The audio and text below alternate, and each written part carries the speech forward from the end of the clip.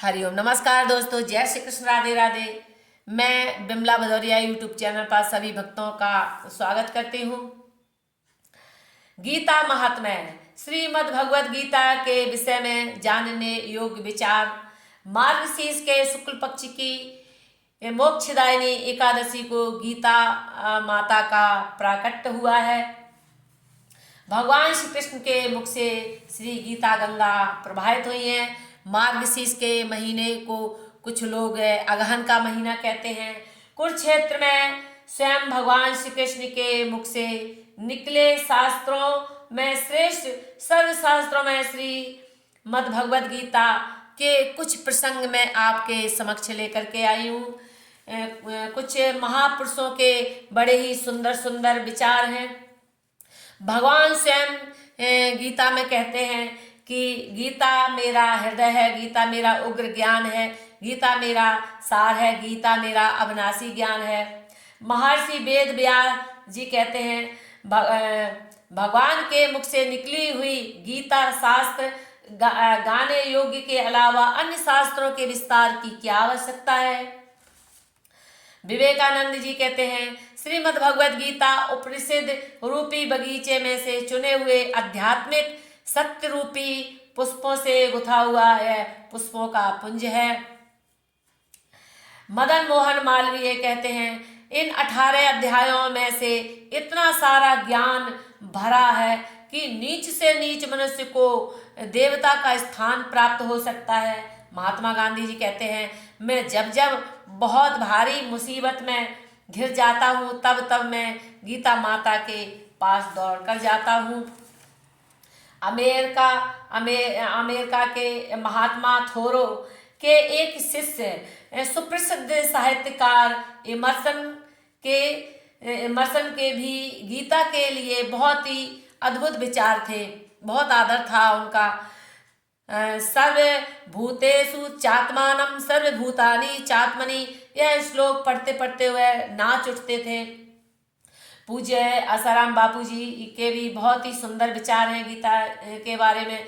गीता वो कहते हैं गीता एक ऐसा दिव्य ज्ञान से भरपूर है, इसके अद्भुत पान से मनुष्य के जीवन में साहस, हिम्मत, समता, सहजता, स्नेह, शांति और धर्म आदि गुण विकसित हो उठते हैं। पृथ्वी माँ ने पूछा कि हे भगवान, प्रारब्ध को भोगते हुए मनुष्य को एकनिष्ठ भक्ति कैसे प्राप्त हो। तो भगवान कहते हैं प्रारब्ध को भोगते हुए जो मनुष्य सदा श्री गीता के अभ्यास में आसक्त हो वही इस लोक में मुक्ति एवं सुखी होता है तथा कर्म में लेपायमान नहीं होता है। जिस प्रकार कमल के पत्ते को जल स्पर्श नहीं करता है, उसी प्रकार जो मनुष्य श्री गीता का ध्यान करता है उसे महापापादि पाप कभी स्पर्श नहीं करते हैं। जहाँ श्री गीता की पुस्तक होती है और जहाँ श्री गीता का पाठ होता है वहाँ प्रयाग आदि सभी तीर्थ निवास करते हैं। जहाँ श्री गीता प्रवर्तमान है वहाँ सर्वदेव, ऋषियों, योगियों, नागों और गोपाल बाल श्री कृष्ण भी नारद, ध्रुव और सर्व पार्षदों सहित जल्दी ही सहायक होते हैं। जहाँ श्री गीता का विचार, पठन, पाठन एवं श्रवण होता है वहाँ हे पृथ्वी मैं अवश्य निवास करता हूँ। मैं श्री गीता के आश्रय में रहता हूँ। श्री गीता मेरा उत्तम घर है और श्री गीता के ज्ञान का आश्रय लेकर मैं तीनों लोकों का पालन करता हूँ।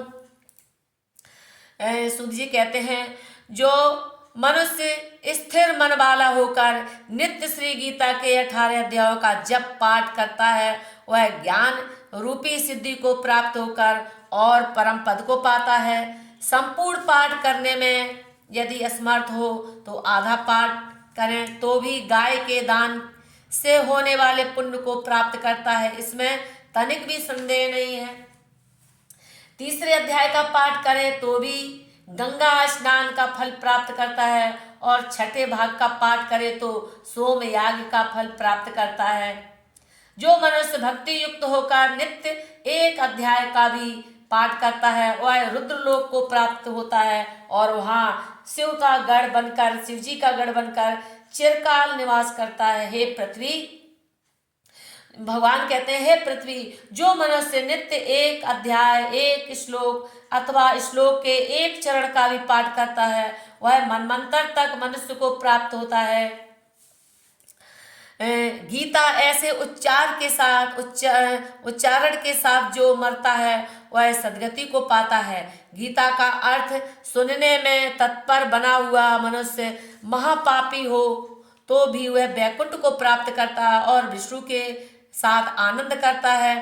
अनेक कर्म करके नित्य श्री गीता के अर्थ का जो विचार करता है उसे जीवन मुक्त जानो, मृत्यु के बाद वह परम पद को पाता है। गीता का आश्रय करके जनक आदि कई राजा पाप रहित होकर लोक में यशस्वी बने और परम पद को प्राप्त हुए हैं। श्री गीता का पाठ करके जो महात्मा का पाठ नहीं करता है उसका पाठ निष्फल हो जाता है और ऐसा विचार, ऐसे पाठ को श्रम रूप ही कहा गया है। इस महात्मा सहित श्री गीता का जो अभ्यास करता है वह उसका फल पाता है और दुर्लभ गति को प्राप्त होता है।